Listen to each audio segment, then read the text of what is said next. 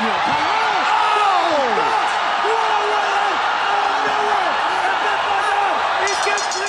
عليكم جميع الابطال، تحيه رياضيه للجميع. كيف العاده مصدر مثل في مقطع جديد.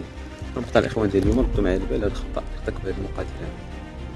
يعني غادي يضرب الضربه ديال الفرونت كيك، يعني الضربه الاماميه فرونت كيك اولا باس كيك، يعني باس كيك نفس طريقه الفرونت كيك لكن براحه الرجل.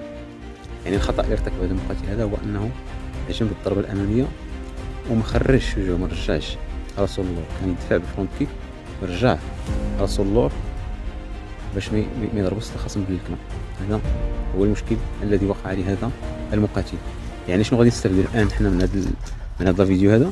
هو بالنسبه كيكونوا بعد مبتدئين، سواء يكونوا سنتين 3 سنوات في الرياضه القتاليه، وكيرتكب بعض المرات بعض الخطا بحال هكا وكيطيح بشي ضربه قاضيه او ما شابه ذلك، وكيأنب ضميره وكيقول كيفاش كذا، وكيبدا يتراجع وكيقول انا ما كنعرف والو، انا كذا انا كذا. اذا هذا كيكونوا مقاتلين يعني محترفين وكيديروا حتى هما اخطاء كذلك، وكيسقطوا كذلك ضربات قاضيه غير متوقعه، لكن رغم ذلك يستمرون في الرياضه التي يعشقونها.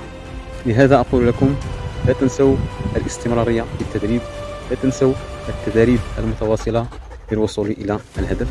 اخوكم وصديقكم عثمان، تحيه رياضيه للجميع.